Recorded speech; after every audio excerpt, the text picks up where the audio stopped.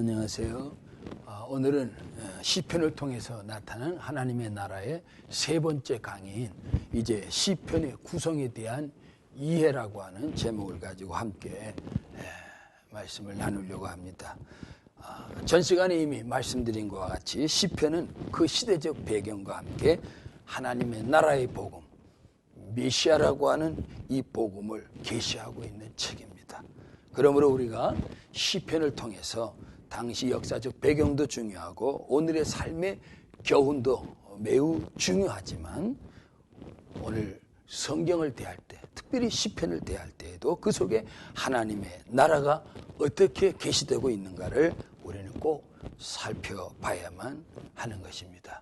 그 이유는 시편 역시 전체 성경과 마찬가지로 하나님의 나라라고 하는 복음을 계시하고 있기 때문입니다. 그러므로 우리는 이 시편의 구성을 하나님의 나라를 중심으로 해서 살펴보려고 합니다. 시편은 대단히 광대한 책입니다. 어떻게 보면 이 시편, 이 광대한 책 안에는 창세기로부터 요한계시록까지의 전체 내용이 여기에 다 압축되어 있고 정리되어 있다고 볼 수가 있겠습니다. 특별히 시편 1편과 2편 그리고 시편 149편, 150편은 매우 중요한 관계를 갖고 있는 내용들입니다. 우리가 시편을 하나님 나라를 중심으로 한 계시의 문서로 볼 때 시편 1편과 2편 그리고 149편과 150편은 매우 중요한 의미를 갖고 있다는 사실을 알 수가 있습니다. 그 이유는 이 시들이 마치 창세기 1장으로부터 계시록 22장까지의 중요한 부분들을 계시하고 있다는 사실을 발견할 수 있기 때문입니다. 시편이 이렇게 분류되어 배치되어 있다고 하는 것은 참으로 놀라운 하나님의 섭리이다 하는 것을 깨달아 보는 것입니다. 마치 성경이 처음에 창세기로 시작하고 그 끝이 요한계시록으로 분류되고 정리된 것처럼 이렇게 정리된 것들이 매우 중요한 일인 것처럼 하나님은 시편도 그런 처음과 끝의 배치를 아주 놀라운 섭리 가운데 이제 배치해서 기록해 놓아 주셨다는 사실입니다. 만약에 창세기가 없다면 어디서 어떻게 어떤 일이 시작됐는지 아무도 모를 것입니다. 또 만약에 계시록이 없다면 성경은 어떤 작품의 미완성과도 같은 어떻게 마무리되어지고 어떤 끝이 이제 이루어져서 마무리되어질 것인가에 대해서 아무도 모를 것입니다. 마치 미로를 향해 방황할 수밖에 없는 것처럼 그렇게 아마 요한계시록에 기록이 안 됐다면 우리는 방황할 수밖에 없을 것입니다. 그러므로 성령께서는 하나님이 하시는 그 큰 일을 전체적으로 보여주시기 위해서 이같이 배치를 아주 질서 있게 잘 해놓으신 것을 볼 수가 있습니다. 시편도 마찬가지입니다. 시편도 이렇게 1편, 2편 그리고 149편, 150편이 처음과 끝에 배치가 된 것은 마치 하나님이 창세기 1장과 요한계시록 22장을 처음과 끝에 배치해서 하나님의 그 전체 역사의 계시를 이제 올바르게 알 수 있도록 하시기 위해서 우리 하나님께서 성령을 통해서 이렇게 역사하신 것이다 하는 것을 깨닫게 됩니다. 그럼 이제 시편 1편과 2편 속에 하나님께서 계시하시고자 하시는 이제 내용들을 우리가 좀 알아봤으면 좋겠습니다.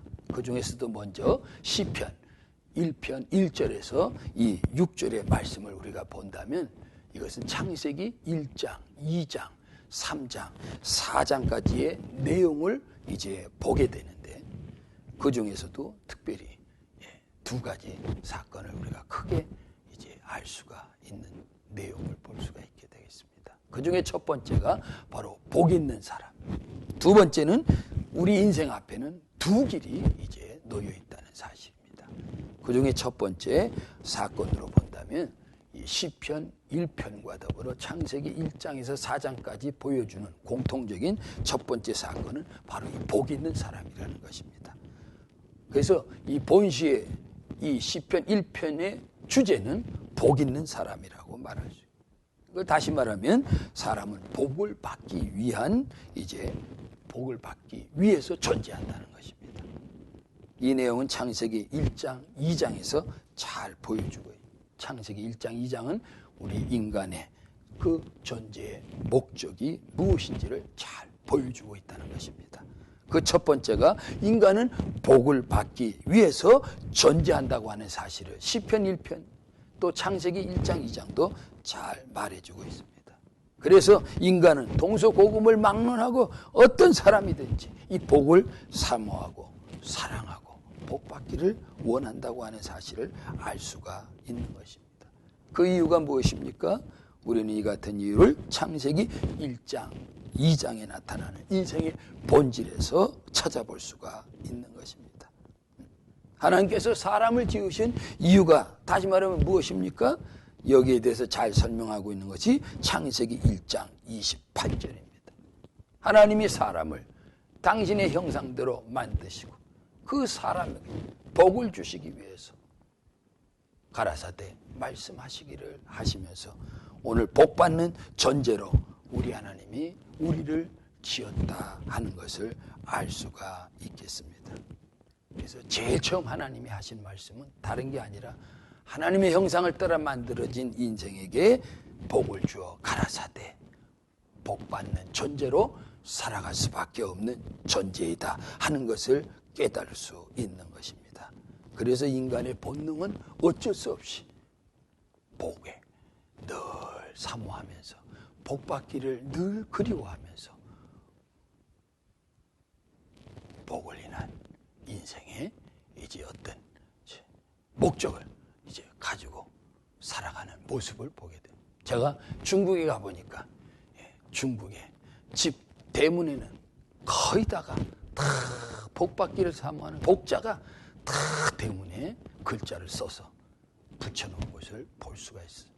우리나라도 마찬가지일 겁니다. 우리나라도 하다못해 수저, 젓가락, 그릇 할 거 없이 이 복자가 새겨져 있는 얼마나 인간의 본능이 복을 사모하면서 복받는 존재로 살지 않으면 안 될 존재로서의 본능을 우리가 창조 때 하나님의 그 창조 속에서 우리가 복받을 수밖에 없는 존재로 지어진 본능을 발견하게 되는 것입니다. 두 번째로 우리 하나님께서 인간에게 주신 그런 그 복이 도대체 어떤 복이냐? 성경을 통해서 하나님께서 사람에게 주시고자 하시는 축복이 무엇인가를 우리는 성경을 통해서 두 가지로 알 수 있는데 그 첫 번째는 창세기 1장 28절, 29절에 나타나 있는 땅의 복, 육신의 복, 그 복인 것을 알 수 있어요. 사람은 흙으로 만든 육체를 따라 가지고 사는 이 육체의 복을 하나님은 주시기를 원하죠. 그래서 여기에 따른 복은 우리가 잘 알듯이 가정의 복, 자녀의 복, 환경의 복, 식물의 복, 이런 다양한 땅에 기름진 복을 하나님이 예비하시고 허락하신 것을 알 수가 있는 것입니다. 둘째는 에베소서 1장 3절에서 6절을 보면 거기에는 하늘의 복, 신령한 복을 하나님이 예비하신 것을 알 수가 있습니다. 이 복은 우리가 영원한 천국을 유업으로 받는 바로 하늘의 복이 되겠죠. 두 번째로는 그곳에서 영원히 주님과 함께 살아갈 수 있는 영원한 삶, 바로 이 복을 받아 누릴 수 있는 신령한 복. 그리고 이제는 그곳에 예비되어 있는 바로 하나님이 예비한 나의 영광, 나의 기여, 나의 상급을 영원히 소유하며 누리며 살아가는 이 복을 하나님은 우리에게 하늘의 복으로 허락하신 것을 알 수가 있는 것입니다.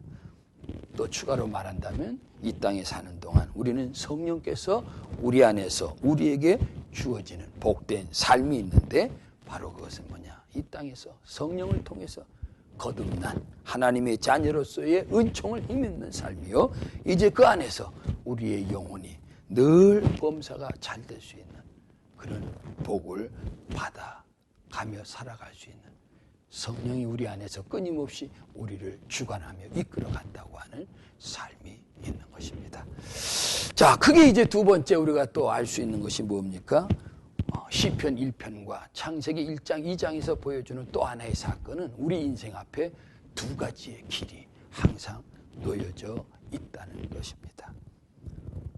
시편 1편은 우리 앞에 놓인 두 가지 인생길이 있는데 그 첫 번째 길이 바로 복된 길이라고 하는 것입니다. 복된 길, 복 있는 길. 예. 이 길은 물론 하나님의 말씀 안에 있는 길이요. 하나님께서 인정하시는 의의 길이요. 의인들의 길이라고 말씀하고 있는 것을 알 수가 있습니다. 그래서 시편 1편에 보면 복 있는 사람은 여호와의 율법, 여호와의 말씀을 즐거워하며 그 말씀을 주야로 묵상하는 자로다. 이렇게 말씀하고 있는 것을 알 수가 있습니다. 둘째 길은 이제 악인의 길입니다. 이것은 죄인의 길이요, 오만한 자의 길이요, 이제 악인의 길인데 이것은 하나님께서 인정하지 않는 바로 결국 멸망으로 치달을 수밖에 없는 길이다 하는 것을 알 수가 있습니다. 우리는 이 속에서 창세기 1장에서 이제 4장까지에서 나타나고 있는 중요한 또 하나의 사건을 통해서 우리는 이 모습을 보게 되는 것입니다. 처음에는 창세기 1장, 2장을 보면 인간에게는 오직 한 길밖에 없었습니다.